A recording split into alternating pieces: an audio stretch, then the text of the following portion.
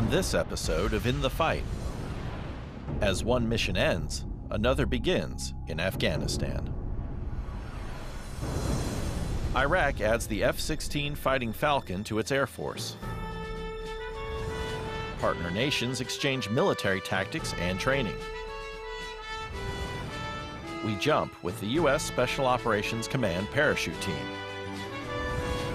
And we meet a first sergeant who got help when he needed it most.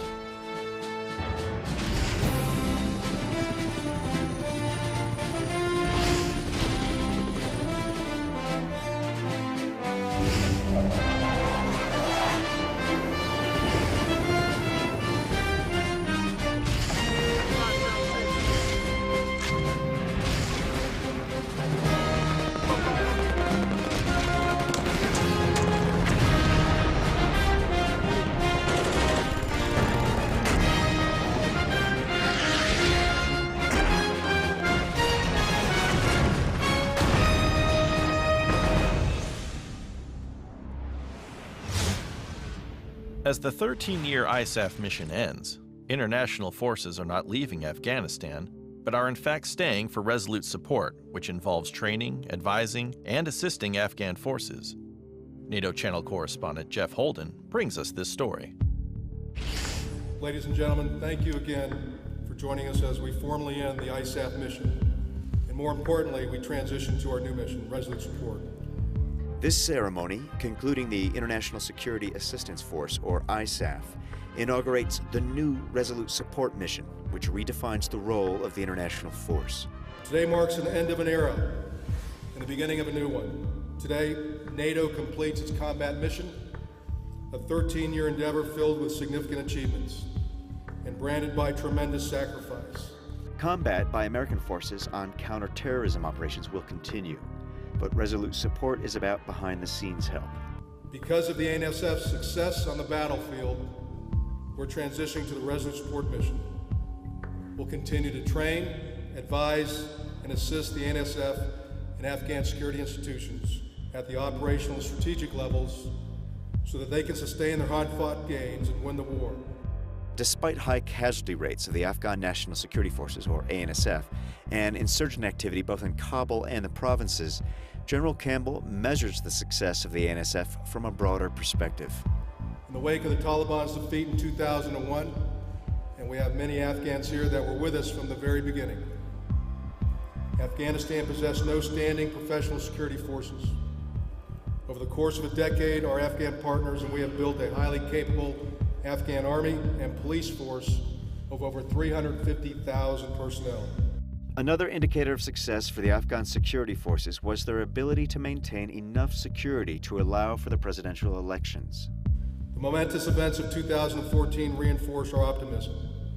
The first peaceful, democratic transition in Afghan history occurred. The future of the relationship between Afghanistan and the international community is broad, and in some cases, the specifics still need to be defined. Despite this, NATO seeks to emphasize its enduring commitment with such ceremonies as this. Jeff Holden in Kabul for NATO Channel. In the 38 years since the F-16 Fighting Falcon took flight, it has not only been an integral part of the United States Air Force, but the air forces of more than 24 foreign countries as well. Air Force Staff Sergeant Ashley Manns introduces us to one airman whose home country is the latest to add this venerable aircraft to its fleet. Captain Hama is training to be Iraq's next Top Gun.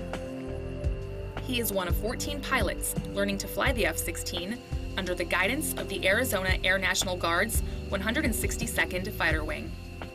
Learned a lot, learned how to fly the plane, that's number one, and how to be a good wingman first, and then now I'm in my training to be a flight lead, so good training. Tail numbers 1601 and 1602 are the first two F-16s the Iraqi government purchased to help rebuild their air force. However, the security situation in Iraq made delivering the aircraft and completing training in their country impractical. Despite the challenges, the critical partnership between the United States and Iraq will continue to grow, and in some ways, this change may prove more effective for the pilots. Bringing the aircraft here lets the pilots get used to their new airplane in a good training environment where they will not have outside pressures, and they can concentrate on how to fly this new aircraft and use its systems. This training is not simply about teaching the Iraqi pilots to fly the F-16, but it's also about helping them rebuild their Air Force and regain air power at home. Right now, they have no tactical air presence in Iraq, and so with this new fleet of aircraft and these skills that we're teaching them here in Tucson, they'll be able to go home and protect themselves from all sorts of threats and hopefully bring peace to Iraq. Now that he's nearing the end of training, Captain Hama says he's ready to get back home and help the people of Iraq.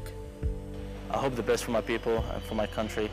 We're just waiting for the green light from the Iraqi government, the U.S. government to be fine over there. We're ready anytime they want us to. Air Force Sergeant Ashley Manns, Tucson, Arizona. The military is probably the last place you would think of to find actors and set builders, jobs usually reserved for movie productions. Army Sergeant David Greason shows us how the military is using people with these skills to help them combat the spread of Ebola. Students watch as a man explains his symptoms. They hear every detail, including how he came in contact with sick family members. Then they make their decision on whether or not his acting will lead to a simulated Ebola treatment unit. It's just another day in the Army-led ETU class in Liberia. The classroom work before that, going through paper scenarios in small groups, just trying to figure out different patient approaches. Then they suit up, putting on protective equipment in a 95-degree mock ETU. The students get a final briefing, and they are confident they will pass. We've got a good mix of people, good mix of skills, a good match in different backgrounds and experiences to contribute to the situation that is current in Liberia, and I'm very positive that we'll be able to make good impact. The most important role in the training is the actors, who happen to be former Ebola patients themselves. From Monrovia, Liberia, I'm Army Sergeant David Greason. Hey, what's up everybody? This is Senior Airman Daniel Thalen, deployed to Al Udeid Air Base, Qatar. Just want to give a shout out to my mom, my dad, my brother and sister in Dublin, California. This is Sergeant Elias Wagner with the 1100th TASMG at a Camp Air of John, Kuwait. I want to give a shout out to my Michigan family, to my lovely wife, Shekinah Wagner, and to my little daughter, Wisdom Olivia in Flint, Michigan. I want to say that I'm safe and I'm happy and I'm thankful for you, and I appreciate your support, because without it, I could not do this. For God and country, God bless.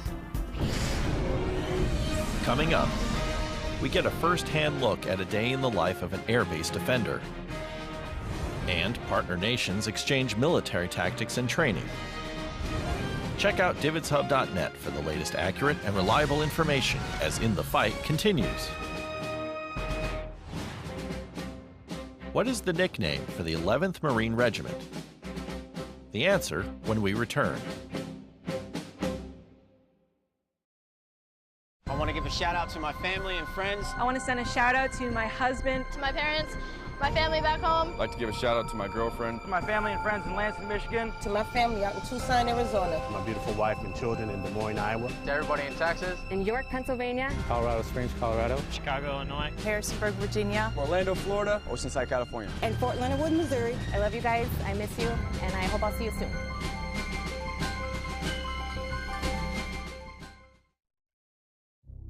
The call to serve. It has no sound, yet I have heard it in the whispered retelling of honorable sacrifices made by those who have served before me. The call to serve has no form, yet I have clearly seen it in the eyes of men and women infinitely more courageous and more driven than most. The call to serve has no weight, yet I have held it in my hands. I will commit to carry it close to my heart until my country is safe and the anguish of those less fortunate has been soothed. The call to serve is at once invisible and always present.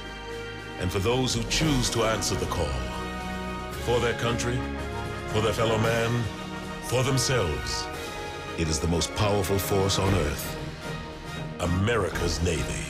A global force for good. To answer the call, go to Navy.com or call 1-800-USA-NAVY.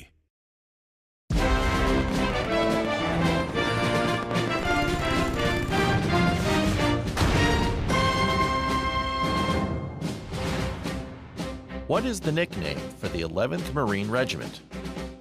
The answer is A, the Cannon Cockers. Unless you were in the military, you've probably never witnessed the vigorous workload that security force troops endure. Thanks to exclusive access from Kunsan security forces, Senior Airman Adam Harder gives us a first-hand look at a day in the life of an air-base defender.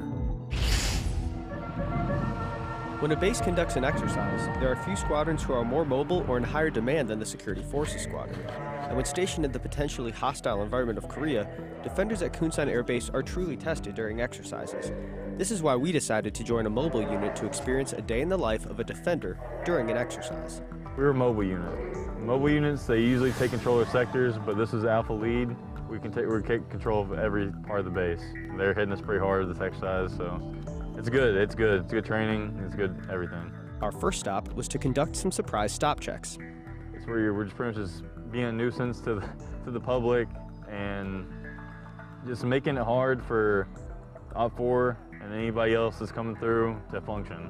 We're stopping them in their tracks. But it didn't take long before the stop checks were interrupted by an inject of armed personnel near the med group, which we immediately responded to. The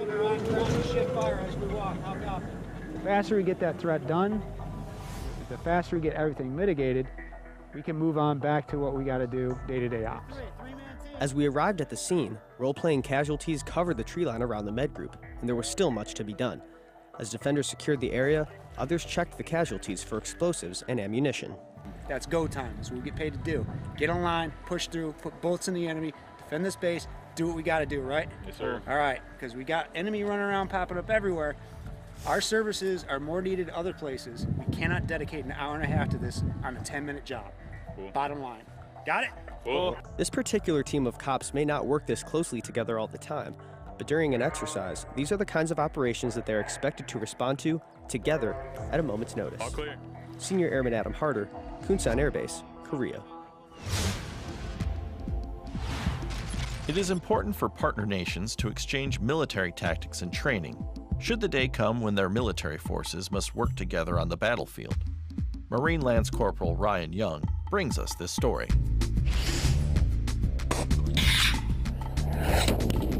Javelin missiles, AT-4 rocket launchers, and shoulder-launched multi-purpose assault weapons. Rocket!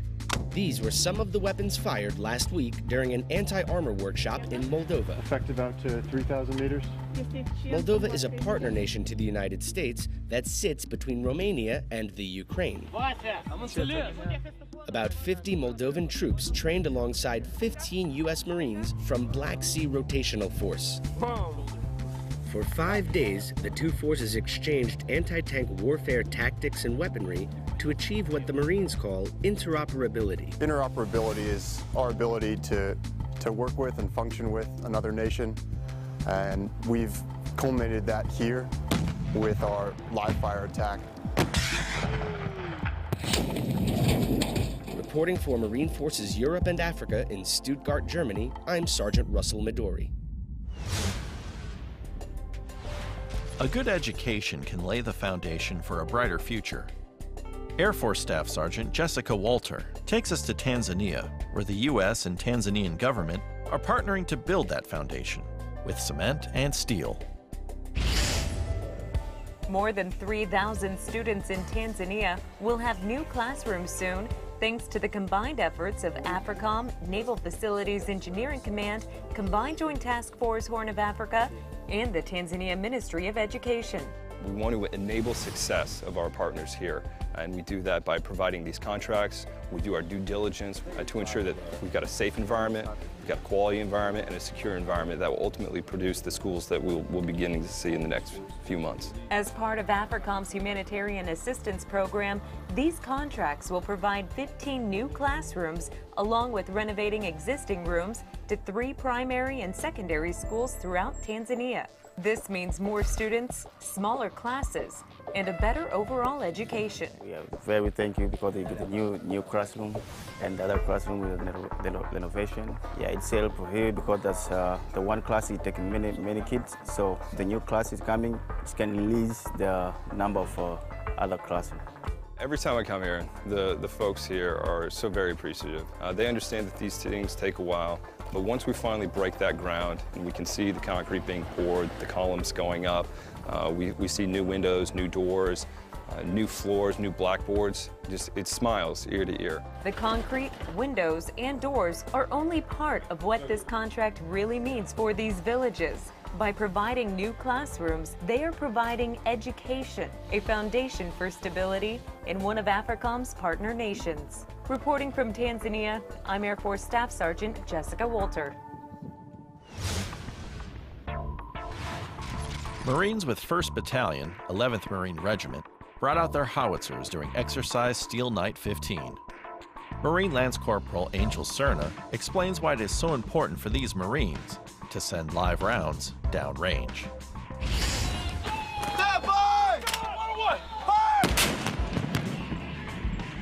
For us to come out here in support of 1st Marine Division, it's our job to provide general support fires for the division and direct support fires to those maneuver units as the general determines. This is great for us on several levels. First and foremost, it's one thing for the batteries and the battalions to come out by themselves. It adds a totally different perspective when the regiment comes out. And for the regiment, it's an absolute gift to have maneuver to support and the division sitting over us in order to provide training for the regiment.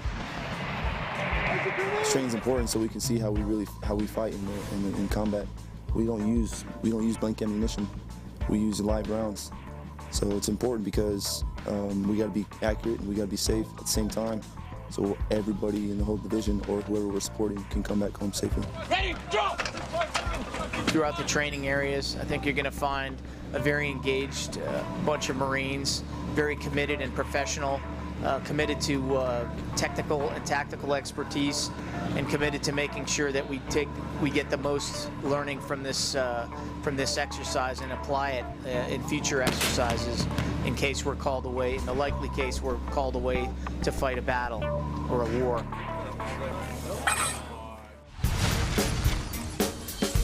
Hi, I'm First Lieutenant Daniel White with Delta Battery, 1st to the 5th Field Artillery, stationed here in Camp Arifjan, Kuwait. I'd like to wish a happy belated birthday to my father, David White of Milton, New York. Hi, this is LS3 Lopez, deployed in IUD Air Base, Qatar, from Dallas, Texas. Just wanted to send greetings to my sissy, Calvin, Bubby, my mom, and all my friends and family. I love you guys, and I'll be home soon. Coming up, we meet the team members that comprise the U.S. Special Operations Command parachute team. And we'll showcase some of the best photos from our service members, as In the Fight, presented by Dividends, continues.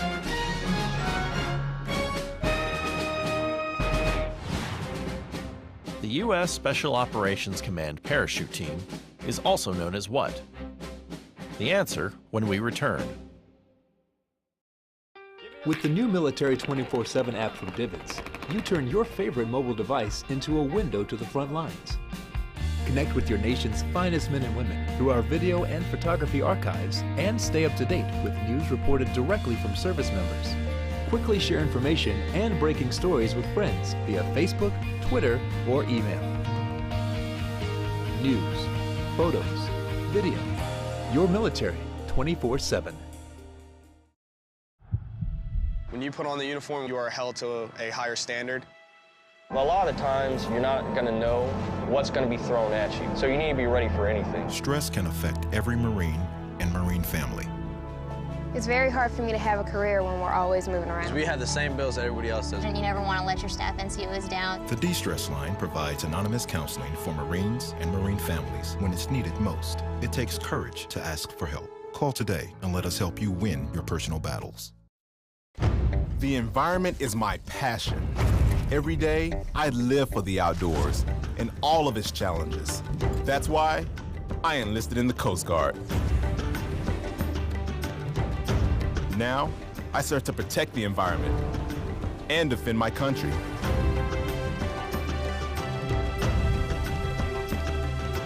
It's like I was born for this.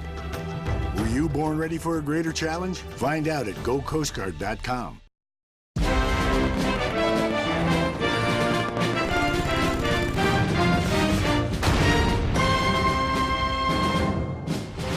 The U.S. Special Operations Command Parachute Team is also known as what? The answer is D, Paracommandos.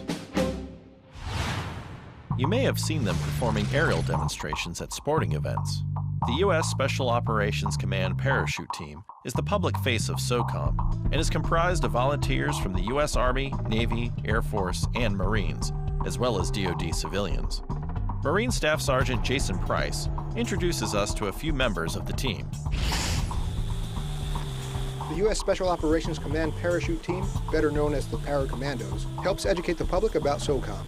To do that, they normally grab people's attention by performing aerial demonstrations. One of the ways they refine their skills is by practicing free-fall maneuvers in a vertical wind tunnel. During the vertical wind tunnel training, we have the opportunity to replicate a skydive without actually using a plane, without actually having to go through all the steps of loading the aircraft, going through airplane fuel, all those expensive parts and tedious parts of the skydive, and we can just focus on the training portion, which is falling out of the sky. Marine Sergeant Corey McKenzie is new to the team, although he has jumped recreationally in the past. This is his first time training to jump for the military. His first position on the team is to fill the vital role as a ground crew member. When I got here, the learning curve was near vertical, and you have to catch on quick because it matters how you set up a drop zone for these guys, making sure the wind call is correct so they don't end up coming in sprinting, and they have to hit a target that's pretty small. Based out of MacDill Air Force Base, Florida, the Paracommandos are the face of U.S. SOCOM. The demonstrations they conduct throughout the United States represents one of the insertion techniques that someone who is operational within the command learns to execute. Although they may make it look easy, months of preparation goes into each event. It's not just hopping a truck going and jumping. Typically once a month, we get together as a team and go over the calendar. Army Sergeant First Class Kyle Margolovsky is one of only 2 full-time team members. The rest of the team is comprised of both DoD civilians and active duty military, assigned to other jobs within U.S. SOCOM, who serve on the Paracommandos as an additional duty. They usually jump on a rotational basis, while those not scheduled to jump fill other roles, such as narrator and ground crew members. They've got a professionalism that I have not seen in any sort of joint command billet at all. These guys are incredible. They bring a lot of experience, and their skills are just unmatched, and I haven't seen any of the likes before. The team is an opportunity for SOCOM to show the community outside of fighting wars that what we can do. It's a great community outreach program, not only to show the face of the 64,000 within the unit, but to also influence the community around us in a positive way. Marine Staff Sergeant Jason Price, U.S. SOCOM Public Affairs. In decades past, soldiers thought that seeking help for behavioral health would end their military career. Army Sergeant Elliot Valdez introduces us to a first sergeant who got help when he needed it most and proved the Army stigma wrong. In 1995, I was up at here on Fort Hood, and I had to go up and stay on the 5th floor for a few days from an attempted suicide. The 5th floor is the psychiatric ward at the Carl R. Darnell Medical Center, located on Fort Hood, Texas, and in 1995, First Sergeant McDaniel was a specialist. He was a different soldier then, looking for help in a different army. When I did ask for help from NCOs, my NCO specifically, they didn't come when they should have. I think at that time, people really didn't think that this kind of stuff happened, and so when you asked for help, they didn't take it seriously. McDaniel got the help he was looking for at the hospital by talking about his experiences and having classes with providers. Made me kind of wake up and realize what was going on, and that pain is not permanent, you know, and what I was doing was trying to create a permanent solution to a temporary problem. I'm sure that you've heard that before. It's been 19 years since McDaniel first asked for help. Now, as the first sergeant for Fox Company, 1-8 Cav, 2nd Brigade Combat Team, 1st Cavalry Division, he's an example of how getting help from behavioral health doesn't hurt an Army career. And at the same time enable me to be able to speak openly to other soldiers and let other soldiers realize that they're not the only ones that have problems, and also help them and make sure they know they're not alone. For those feeling alone, if you need help, come ask. Come ask. That's what all of us NCOs for, all leaders for that, amongst other things, but to help the welfare of our soldiers. if you're facing challenges, behavioral health could be the first step of the rest of your career. Reporting for 1st Team's Blackjack Brigade, I'm Army Sergeant Elliot Valdez. DIVIDS is a 24/7 operation that provides a timely, accurate, and reliable connection between the media and the military serving worldwide. Through a network of over 200 portable satellite transmitters around the globe and a distribution hub in Atlanta, Georgia, DIVIDS gives you access to the front lines with live and archived broadcast video, still imagery, and print products. Visit our website at dividshub.net and search through our enormous video and photo library. Register on our website to gain complete access to high-definition content, along with breaking news alerts and webcasts from top military officials. For questions or comments about In the Fight or DIVIDS, you can email us at ondemand@dividshub.net or follow us on Twitter and Facebook. As we close, we feature some of the best photos that DIVIDS has to offer, as we listen to Eddie Horst's composition, Pangea. See you next time, In the Fight.